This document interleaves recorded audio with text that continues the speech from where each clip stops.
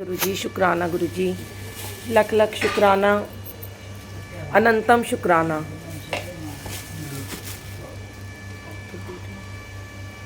गुरुजी का जितना शुक्राना करें उतना कम है। इतने सुख दिए उन्होंने, इतना प्यार दिया, इतना दुलार देते हैं, इतनी सारी खुशियाँ देते हैं कि दिल करता है कि बस शुक्रानों की झड़ी लगा दें।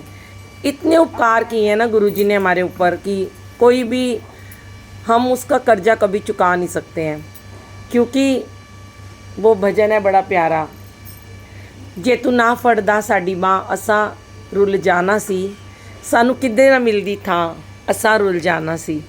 तो आज जो ये हम इतनी खुशियाँ ले रहे हैं, एनिवर्सरी मनाते हैं, बर्थडे मनाते हैं गुरुजी के साथ, ये सब उनकी दुआओं की वजह से है। हम चढ़दी कला में सब चढ़ रहे हैं, सबको ब्लेसिंग्स मिल रही हैं।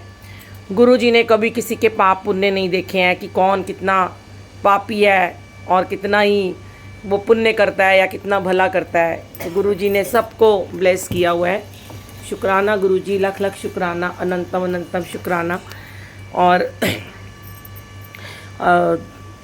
सोचा तो मैंने भी कुछ और था कि आज मैं क्या शेयर करूँगी। प्लानिंग हम कर लेते हैं कि ये बोलेंगे वो बोलेंगे, पर गुरुजी आने के बाद बुलवाते हैं क्या।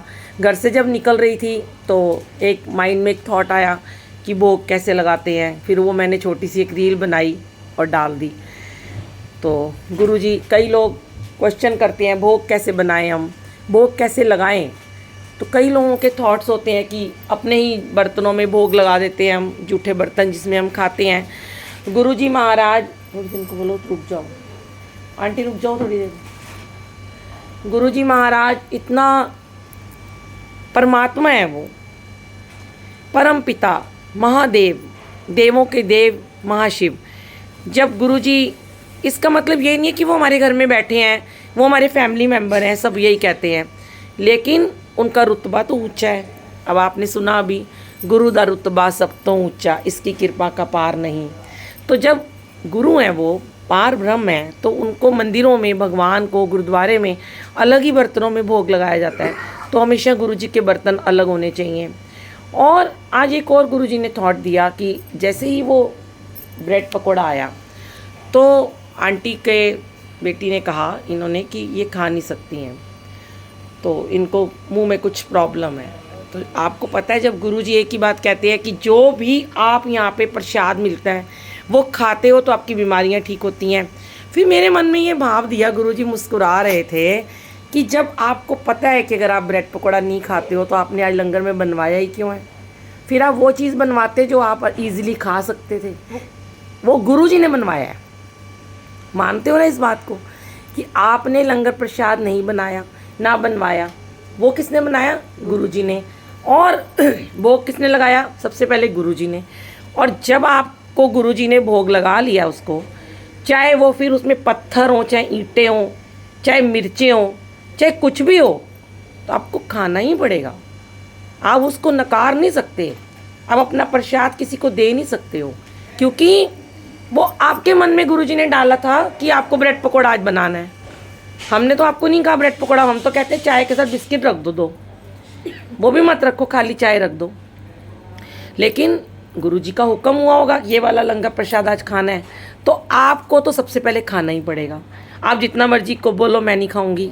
तो ये चीज़ें हमारे गुरुजी हमारे कष्ट काटने के लिए ही हमें ये सब चीज़ें ब्लेस करते हैं। और भोग लगाने का ये होता है कि कई बारी संगत को मैंने बहुत बार देखा जहाँ पे हमारी सेवा नहीं होती है। जैसे कई बार हम बड़े बड़े सत्संग में भी जाते हैं, अकॉर्डिंग टू सत्संग, अगर वहाँ 1000 संगत है, 500 संगत है, तो देखते हैं कि संगत बहुत ज़्यादा है, तो फटाफट थाली लेके आते हैं, ये रखते हैं और बस हाथ जोड़ के वहीं खड़े हो जाते हैं उनके सर पे गुरुजी के, और फटाफट ले जाते हैं थाली उठा के। मतलब 30 सेकंड भी वो थाली को नहीं रखते हैं वहाँ पे। बड़ी हंसी आती है मुझे कि मैं क्या देख रही हूँ, गुरुजी ये क्या कर रहे हैं लोग।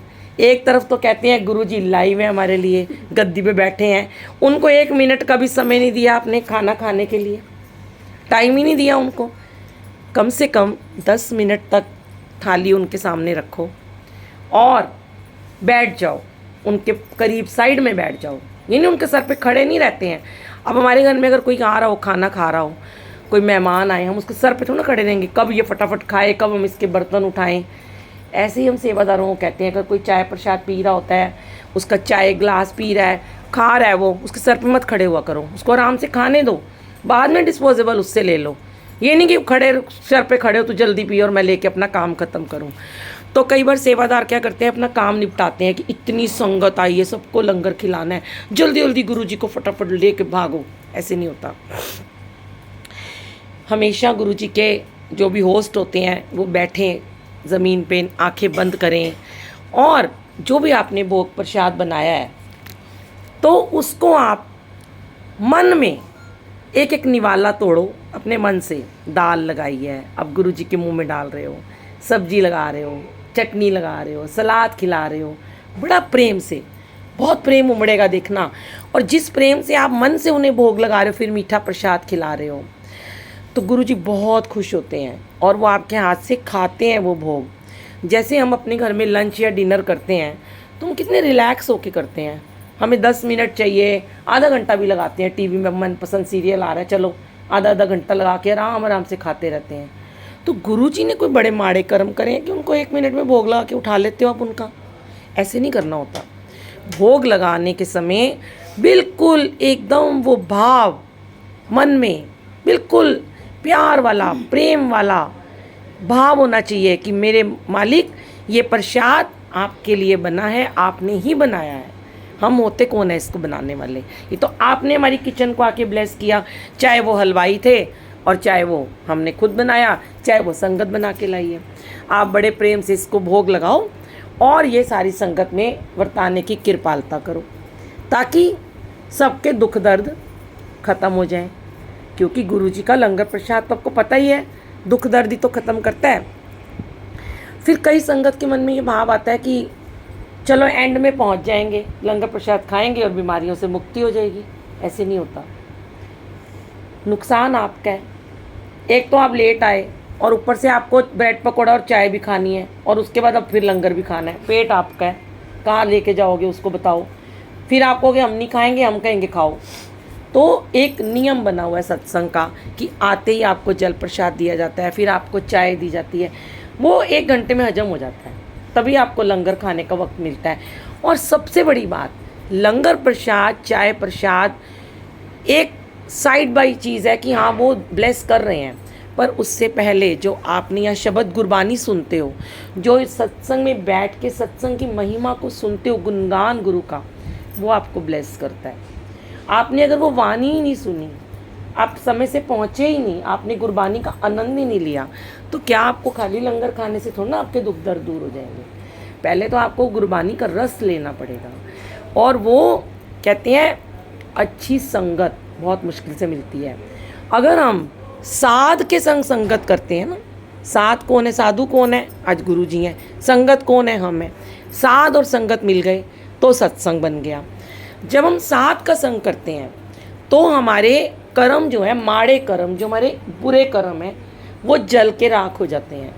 पाप हमारे सारे कष्ट हमारे कट जाते हैं। अच्छे कर्म हमारे जो हैं वो बढ़ जाते हैं।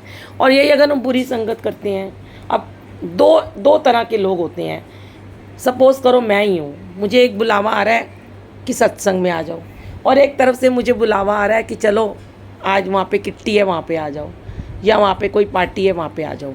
तो अगर मैं प्रेफरेंस दूंगी सत्संग को, और मैं सेकंड प्रेफरेंस उसको दूंगी, भाई मैं पहले सत्संग में मुझे बुलावा आया है, पहले मैं वहाँ जाऊँगी, समय मिलेगा तो मैं तुम्हारी पार्टी में ज़रूर आऊँगी, क्योंकि दोनों चीज़ें करनी है, दुनिया भी देखनी है, दुनियादारी को भी निभाना है। रसिक बैरागी गुरु क्या कहा गया है?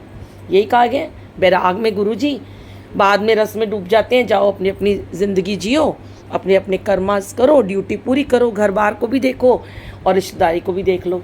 लेकिन अगर आप फिर सत्संग से जाते हो ना, बुरी जगह पे भी चल जाते हो, जहाँ पे सपोज़ करो कई लोग होते हैं, मैं देखती हूँ बैंक्वेट में ना सत्संग करते हैं, और उसके तुरंत बाद ना जैसे ही दरबार बढ़ाते हैं ना, उनके बच्चे का बर्थडे होता है या उनकी एनिवर्सरी होती है, तो वहाँ पे डीजे चलता है। चलो डीजे की तो कोई बात नहीं है, गुरुजी भी अपने समय में गाने वाने पंजाबी चलाते होते थे, अभी भी चलते हैं मंदिर में। साथ में फिर दारू भी शुरू हो जाती है ना, नॉनवेज भी शुरू हो जाता है। तो अब वो दुनिया है, उनको अच्छा लगता है, वो कर रहे हैं, हमें कोई मतलब नहीं, हमने दरबार बढ़ा दिया। लेकिन अगर आप सत्संग में रेगुलर जा रहे हो और सत्संगी हो, और ऐसी बुरी जगह पे जाते हो तो आपको कोई असर नहीं होगा उस चीज़ का, क्योंकि आप एक अच्छी संगत में होके आए हो, है ना। बुरी संगत वालों का आपको असर ही नहीं होगा। वो अपना काम करें, उन्हें करने दो, मना मत करो। क्योंकि कई बार गुरुजी के टाइम में संगत आती होती थी, उनके घर में शादी होती थी, तो वो गुरुजी को बोलते थे, गुरुजी डरते डरते वो गुरुजी को कहते होते थे, गुरुजी मेरे मुंडे का ब्याह है गया। कहते जा बई कर, ऐश कर, चंगा ब्याह कर, खूब मज़े कर, खूब नच्ची गावी। ते कहते डर डर के संगत पूछती थी, गुरुजी कॉकटेल रखना चाहता है वो, कॉकटेल पता है ना आपको, जिसमें दारू वारू होती है।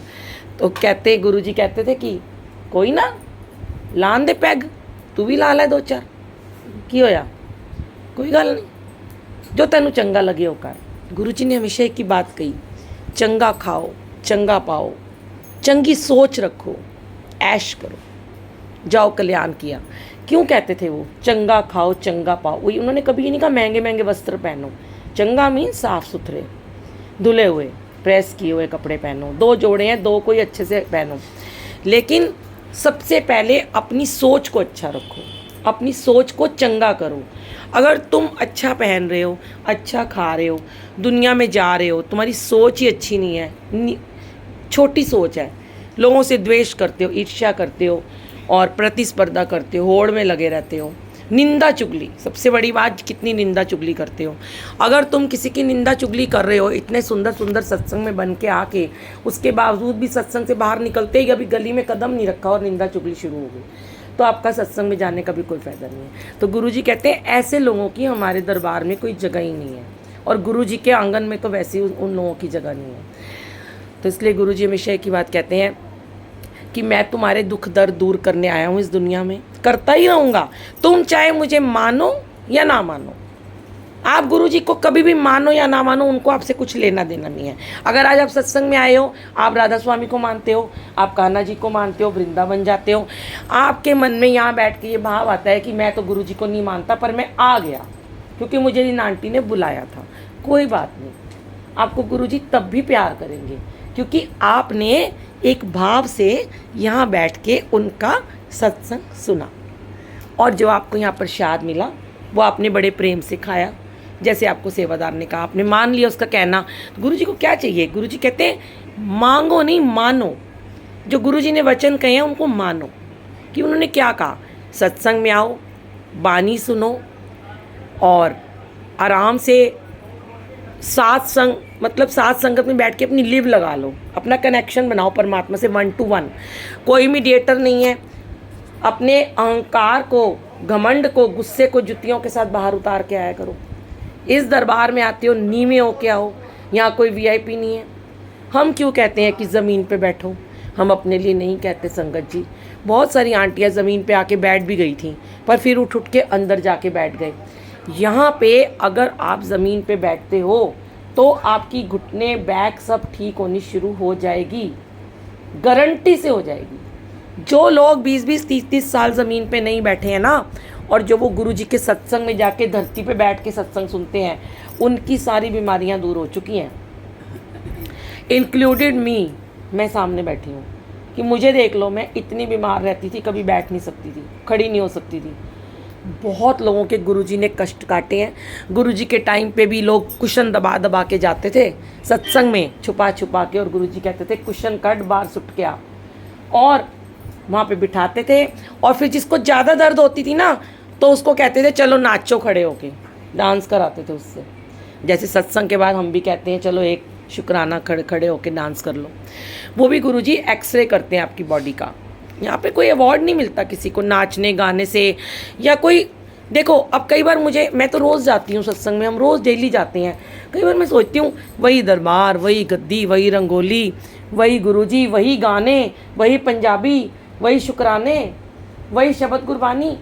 हम तो कभी नहीं बोर होते हैं, हमें तो बड़ा मज़ा आता है। हम रोज़ अगर हम कर रहे हैं, एक बारी कह दो गुरुजी जैश कर, हम डेली कर रहे हैं उस पर, तो आप गाने सुन के फिर बोर हो जाओगे, पर आप सत्संग और गुरबानी सुन के कभी बोर नहीं होगे, देखना, क्योंकि उसमें रस आता है। वो जो गुरबानी है वो दिन ब दिन ना हमारे को प्यूरीफाई करती है, हमारी बॉडी में से गंदगी को निकाल के ना क्लीन करती है हमें। क्योंकि हम रोज़ नेगेटिव नेगेटिव लोगों से मिलते हैं, जगह जगह जाते हैं, हर तरह के लोग हैं दुनिया में। तो इसलिए जब भी सत्संग में जाने का मौका मिले, आओ, डिसिप्लिन में बैठो, कोशिश करो ज़मीन पे बैठा करो, और ये भी कोशिश किया करो जहाँ आपको सेवादार बिठाते हैं आपको वहीं बैठना होता है। कोई भी आंटी अंकल उठ के जाता है, आप उसकी जगह पे नहीं बैठ सकते, क्योंकि आपको उसी जगह पे ब्लेसिंग मिलती है आखिरी टाइम तक, जब तक आपके हाथ में लंगर प्रसाद की थाली नहीं आ जाती। आपको वहीं बैठ के लंगर खाना है। अभी आप सब खड़े हो जाओगे,